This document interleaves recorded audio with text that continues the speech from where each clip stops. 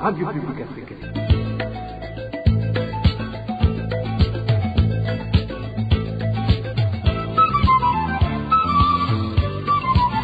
Radio Publique Africaine.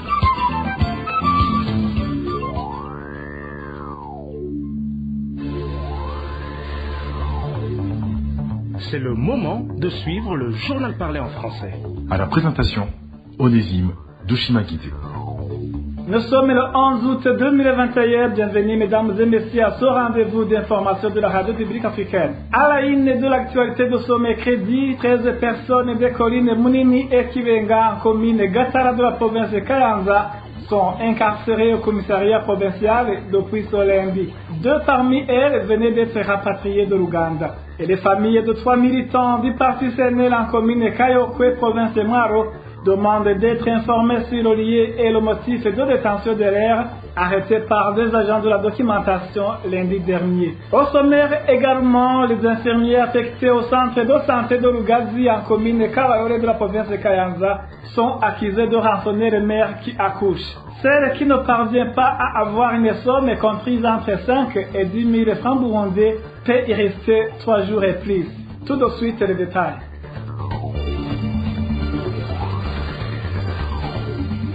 Merci d'avoir choisi la Radio Publique Africaine. Je vous le disais dans le titre, les familles de 3 militants du parti CNL en commune Kayokwe, province de Mwaro, demandent d'être informés sur le lieu de détention de l'air. Ces 3 militants du parti CNL ont été arrêtés par des agents de la documentation lundi dernier, mais jusqu'à aujourd'hui, personne ne connaît le motif de leur arrestation ainsi que leur lieu de détention. Le point avec Eric Nyonzima. Ces 3 membres du parti CNL de la commune Kayokwe, arrêtés par des agents du service national de renseignement ce lundi 9 août, sont Dagijima Lazare, responsable du parti CNL dans cette même commune, et Manela Kizamark. Ils sont tous les 2 enseignants à l'école fondamentale de Manhimba. Le 3e, nommé Butoyi, a été arrêté dans la ville de Gitega, comme le témoigne notre source. Ces informations indiquent également qu'après avoir été appréhendés, personne ne connaît le lieu de leur détention. Cependant, un des Imbonerakure pointé du doigt par la population locale dans l'arrestation de ces 3 membres du CNL et le nommé Ndouiman Augustin, surnommé Tama, qui conduisait le véhicule de la documentation au bord duquel ils ont été embarqués. Après 3 jours sans savoir où ils ont été conduits, leurs familles craignent pour leur sécurité, étant donné que ces derniers temps, les membres des partis de l'opposition sont persécutés par les Imbonerakure de cette commune Kayokwe. Ils leur accusent de collaborer avec les groupes rebelles et de livrer des informations aux médias qui diffusent depuis l'étranger. Ces familles demandent aux autorités administratives en commune Kayokwe de leur communiquer le motif de ces arrestations ainsi que le lieu de détention de l'air. Nous n'avons pas pu joindre Honoré Hatongimana, administrateur de la commune Kayokwe, afin qu'il s'exprime à ce propos. Merci Eric Nyonzima. Toujours au chapitre droits de l'homme, 13 personnes des collines Mounini et Kivenga en commune Gatara de la province de Kayanza sont incarcérées au commissariat provincial depuis ce lundi. 2 jeunes hommes parmi eux venaient d'être rapatriés de l'Ouganda. Ils sont accusés d'être des rebelles. Le point avec Mylène Bassoumba. C'était dans la nuit de dimanche lorsqu'un groupe d'Imbonerakure commandé par Julien Manirakiza, le conseiller de l'administrateur de Gatara, s'est introduit dans les ménages de la zone Mbirizi pour arrêter les rapatriés Eric et Miburo. Selon la population, 2 jours seulement venaient de s'écouler après leur rapatriement de l'Ouganda, puisque c'était pendant les heures avancées et que ses habitants ne savaient pas pourquoi ces Imbonerakure devaient les arrêter. Ils s'étaient interposés à ces arrestations.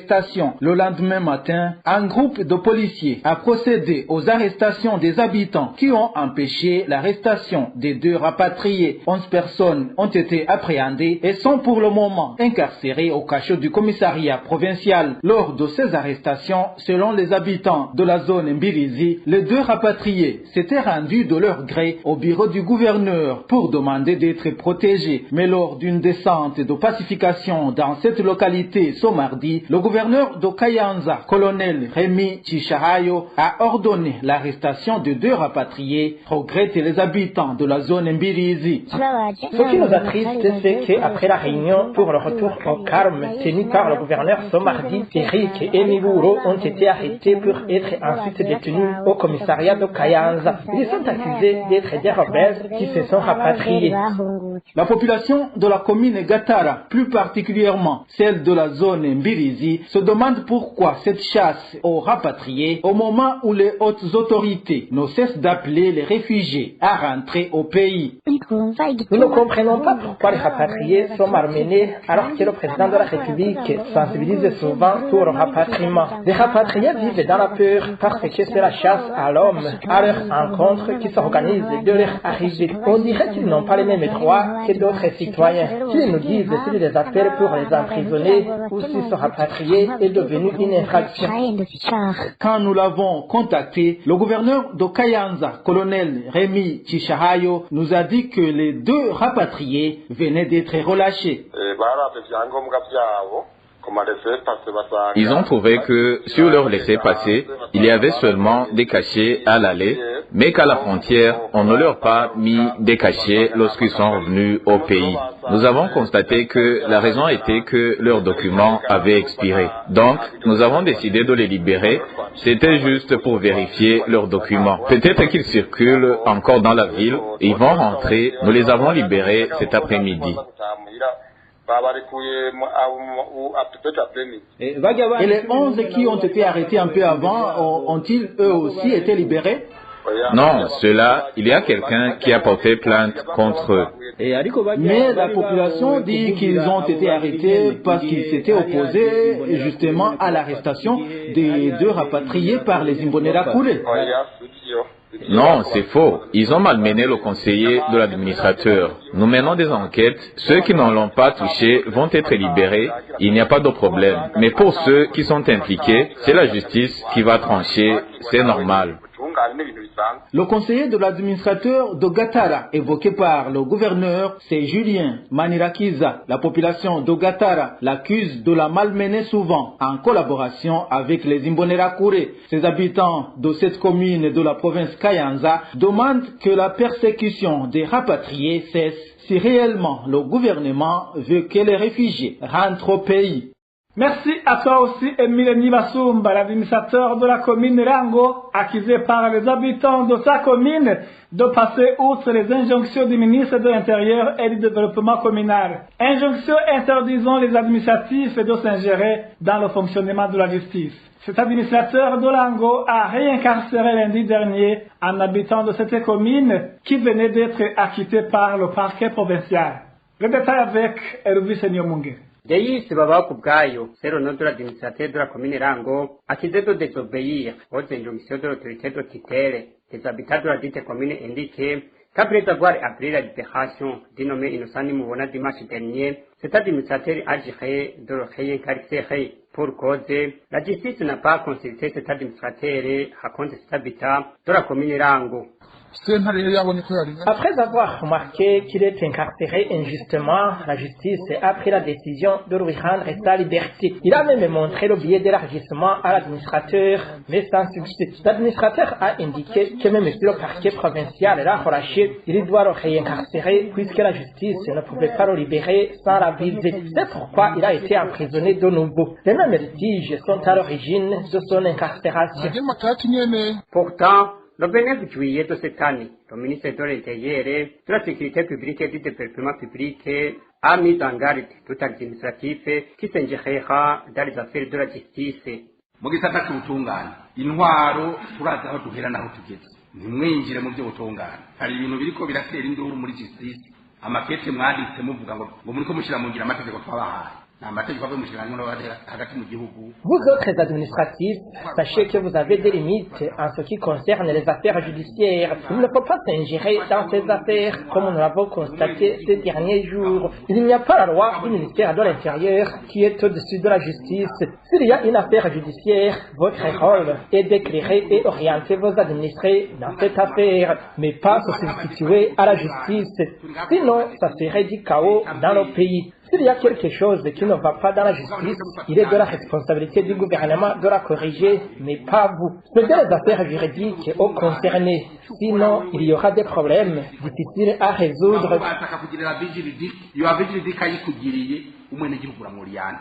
ukamugira ati wovyitwaramo gutya ikindi ukora urashikira waje kubutungane ati ikibazo cy'umunyagihugu kimeze uku mugani muce mufatiye hamwe muje gucimanza muziba muzanye ingorane mu gihugu kandi zotugora gusubira kuzivamwo inosani mubona tutaritse twacuru okajotura zone Carreta, en commune Rango. À ce propos, nous avons contacté Deus Babakubgaï, administrateur de la commune Rango, et il nous a raccroché au nez après l'avoir dit les réseaux de notre appel. Toujours en page des droits de l'homme, 31 détenus, dont 8 qui souffraient de maladies diarrhéiques, ont été libérés ce mercredi du cachot du commissariat de police à Ngozi. Une libération faite pour désengorger le cachot. Nombreux parmi eux n'étaient pas encore auditionnés. Certains défenseurs de prisonniers révèlent que les détenus qui restent seront transférés dans la prison centrale d'Ongozi. Dans ce cachot qui mesure 4 mètres sur 3, jusqu'à mercredi, il y avait 126 détenus. Parmi eux,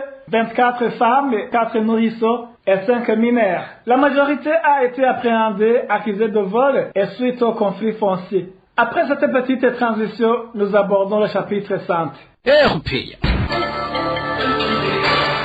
Contradiction dans les chiffres de cas positifs à la COVID-19 publiés par le gouvernement et c'est révélé par les agents qui font le dépistage de cette pandémie sur terrain. Certains parmi eux qui prestent dans ce service indiquent que même si le gouvernement ne le déclare pas publiquement, la situation de la COVID-19 dans les districts sanitaires du nord du pays s'aggrave de plus en plus. Les détails avec Emmanuel Nyungeko.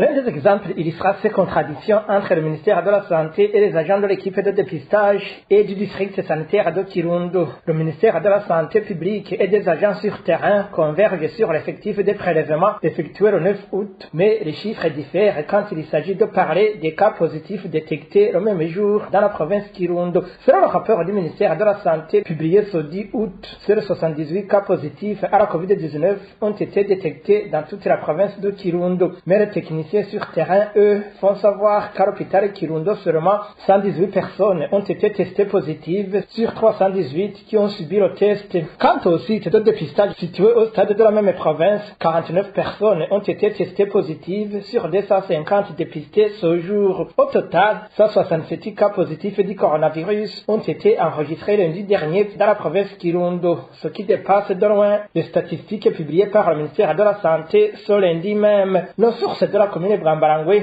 révèle encore qu'un enfant de l'âge compris entre 10 et 20 ans aurait succombé au coronavirus ce mardi, ce qui n'a pas été précisé par le ministère de la Santé dans ce rapport. Les mêmes sources ajoutent que d'autres cas positifs sont confinés à leur domicile.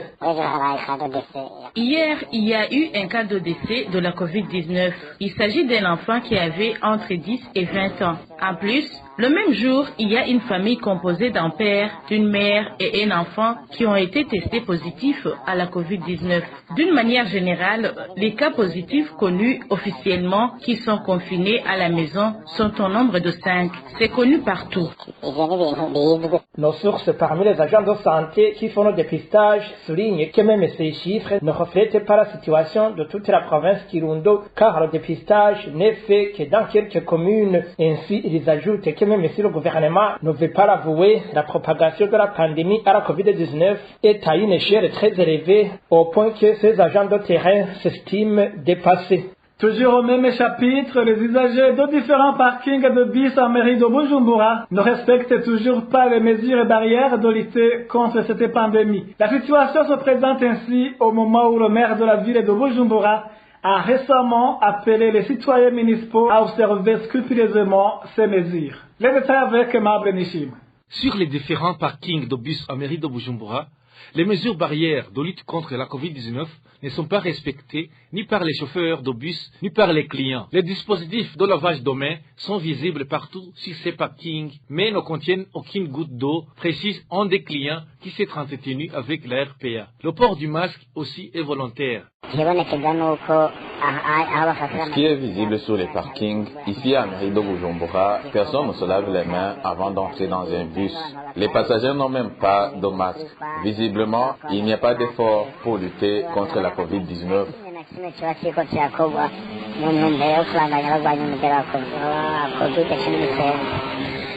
La situation est ainsi alors que le maire de la ville de Bujumbura a récemment déclaré que toute personne qui sera attrapée en violation des mesures barrières sera exemplairement punie. Une déclaration faite lors de la célébration de la journée dédiée aux communes samedi dernier. Jimmy Atungimana est le maire de la ville de Bujumbura.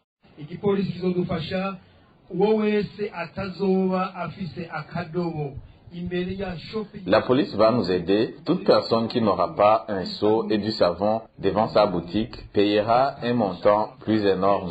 L'amende sera élevée à l'argent utilisé pour les soins médicaux. Là, je suis très sérieux. Même dans des bus, on doit d'abord se laver les mains avant de monter dans un bus.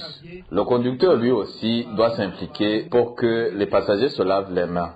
Nous devons renforcer cette mesure afin de protéger la population. Nous allons fermer la boutique de celui qui ne va pas exécuter.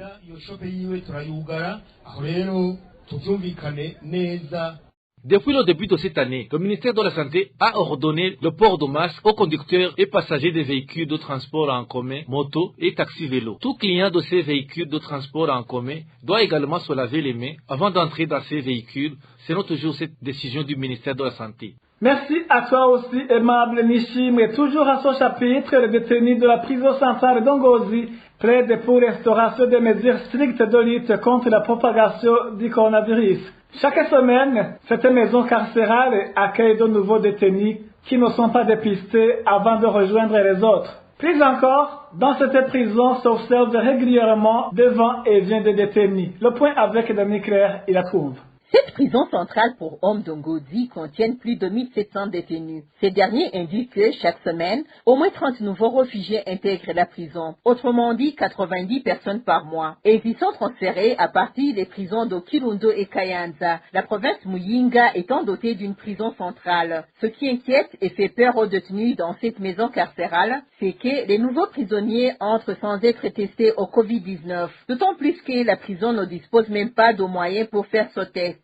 Autre inquiétude soulevée, devant et vient des prisonniers qui entrent et sortent de la prison sur permission des responsables de la maison de détention, soit pour aller se faire soigner ou encore pour d'autres diverses activités recommandées par la direction. Toutes ces personnes regagnent la prison sans se soucier de se laver les mains, pire encore, et rentrent après avoir circulé dans les quartiers sans qu'elles ne portent pas de masque. Une situation qui favorise la propagation du virus Covid-19. Les détenus qui reçoivent de telles permissions sont évalués entre 20 et 30 individus. Les défenseurs des droits de l'homme et des prisonniers demandent à ce que les nouveaux prisonniers soient en premier temps isolés des autres et recommandent un dépistage régulier de tous les détenus. Merci à toi aussi, Dani Claire. Il a trouvé les infirmiers affectés au centre de santé de Rugazi en commune Kawawe de la province de Kayanza sont accusés de rançonner les mères qui accouchent avant qu'elles aient l'autorisation de sortir de cette structure sanitaire. Ceux qui fréquentent ce centre de santé indiquent qu'une mère qui ne parvient pas à avoir une somme comprise entre 5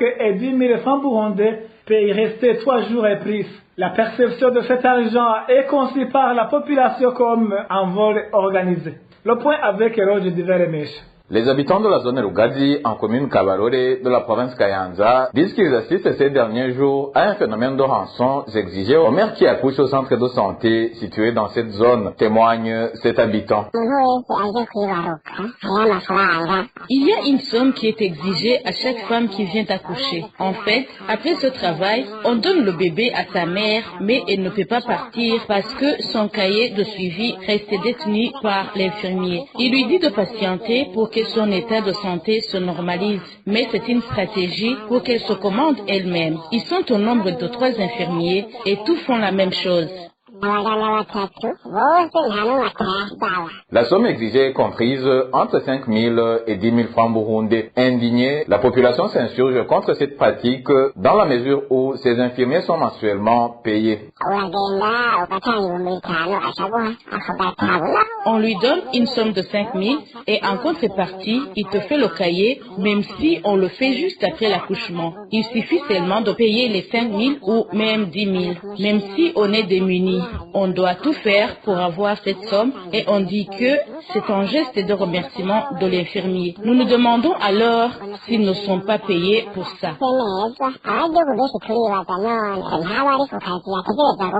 À cela s'ajoute le fait d'exiger également aux clients de faire la propriété de la salle alors que ce centre de santé est doté d'un personnel chargé d'effectuer ce genre de travaux.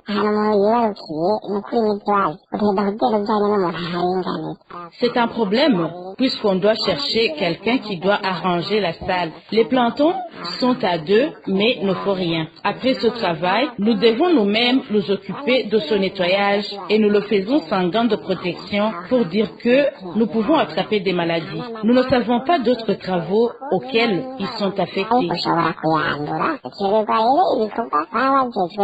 Athanase Akizimana, titulaire du centre de santé de la zone Lugadi, dit ne pas être au courant de la situation, mais il nous a promis d'en faire une enquête. Je ne suis pas encore informé, mais cela pourrait être fait par d'autres infirmiers à mon absence. Je vais me renseigner sur la situation. La population demande quant à elle que cette pratique soit éradiquée. Merci à toi aussi, Eloge Duvel Mécha. Après cette écoute et pause, nous abordons la page de gouvernance. Depuis l'introduction de la culture de canne à sucre dans la réserve naturelle de Rukoko, aucun résultat attendu n'a été enregistré de cette plantation. L'espoir que ces cannes à sucre seront plus tard transformées en produits finis laisse à désirer. Il s'agit plutôt d'un désespoir qui anime d'ores et déjà le bénéficiaire de la propriété foncière qui aujourd'hui cède la plantation pour nourrir les bétails. Le point avec Marie-Ange Irakoze. Plus de 3000 hectares de plantation de la canne à sucre dans la réserve de la Rukoko nourrissent aujourd'hui les vaches d'une poignée d'autorités. La production de sucre, longtemps promise, n'a toujours pas été une réalité. Mis à part les quelques autorités, les sentinelles dans ces plantations font aussi partie de ceux qui en profitent, comme le témoigne cet habitant de Gihanga. Depuis la plantation de canne à sucre dans cette réserve, jusqu'à cette seconde où je vous parle, il n'a été produit ne serait-ce qu'1 kilogramme de sucre. Ces cannes à sucre servent à nourrir les vaches de l'administrateur communal et celles des autres autorités qui résident dans cette localité. Les sentinelles peuvent aussi les vendre, tout comme les passants peuvent s'en offrir pour la consommation à domicile ou sur place. La population environnante se demande comment une telle étendue de la réserve a été sacrifiée pour un projet qui n'a point de résultat 10 ans après. Au début, il avait même commandé des machines et sont en rouille sur place. Rien n'a été produit. On se demande pourquoi il a gaspillé une aussi grande somme d'argent. Était-ce uniquement pour le luxe d'occuper cette étendue, une aussi grande étendue qui pouvait profiter à un effectif considérable de familles? Toutefois, ces habitants de la localité affirment avoir profité de cette société au début. Ils avaient été recrutés dans les travaux de plantation et d'entretien. Merci à toi aussi Marie-Ange. Il a causé toujours au chapitre gouvernance. Le ministre de la Jeunesse, du Sport et de la Culture encourage les jeunes burundais à monter leurs propres entreprises à partir de leurs propres moyens et surtout de se réunir dans des coopératives. C'était au cours d'une conférence de presse que le ministre Ezekiel Nibigira a animé ce mercredi à la veille de la célébration de la Journée mondiale de la jeunesse. Suivez plutôt le ministre Ezekiel Nibigira.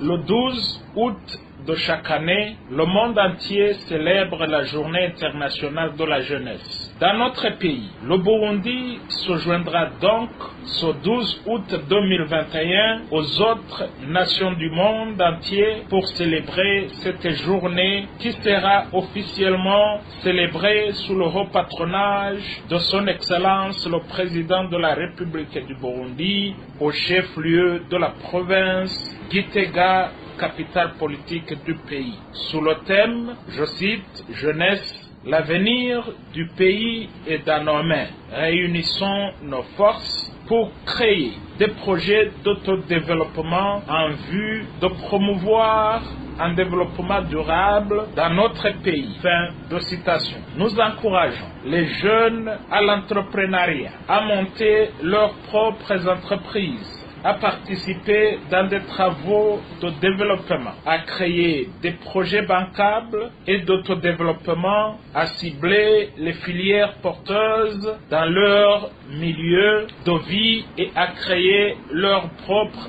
emploi et éviter les ligalas et le système domandier, lutter contre la pauvreté et s'investir pour leur autodéveloppement et le développement de leur patrie. Nous profitons de cette occasion pour rappeler aux jeunes l'importance de mettre leurs efforts ensemble pour travailler dans des coopératives, associations et groupements de développement. Dernière nouvelle de cette édition, les responsables du camp Mutenderi n'y qu'aucune injonction de démolir les maisons des réfugiés burundais n'a été donnée. C'est ainsi que le représentant du responsable du camp tentait de s'expliquer devant les réfugiés burundais qui devraient être transférés au cas d'Ondouta vendredi dernier. Mais le constat est que depuis le début du processus de délocalisation des réfugiés de Mutenderi vers la fin du mois dernier, les maisons des réfugiés délocalisés ont été systématiquement détruites. Les détails avec Roger Cuizer.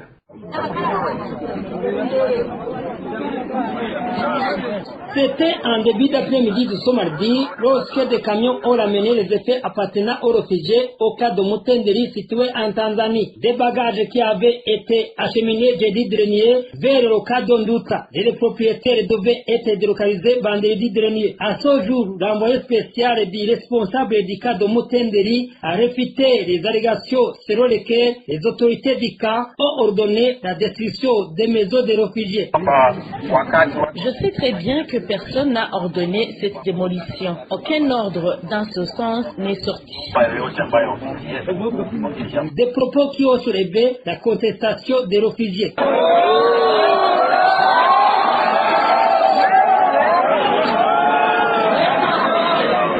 La majorité des 300 réfugiés qui devaient être délocalisés vers le cas d'Ondouta vendredi dernier l'ont actuellement pris de toit. Ces réfugiés soutiennent toujours que la destruction de leur maison est imputable aux autorités du cas. Merci à toi aussi, Roger Cuizera. Ainsi s'achève cette édition. Merci, mesdames et messieurs, de nous avoir prêté oreille attentive. Merci aussi à l'équipe de la rédaction et à l'équipe technique pour leur bonne collaboration. À la présentation, c'était Onésime de Chimagize. Passez de bons moments chez vous. Au revoir.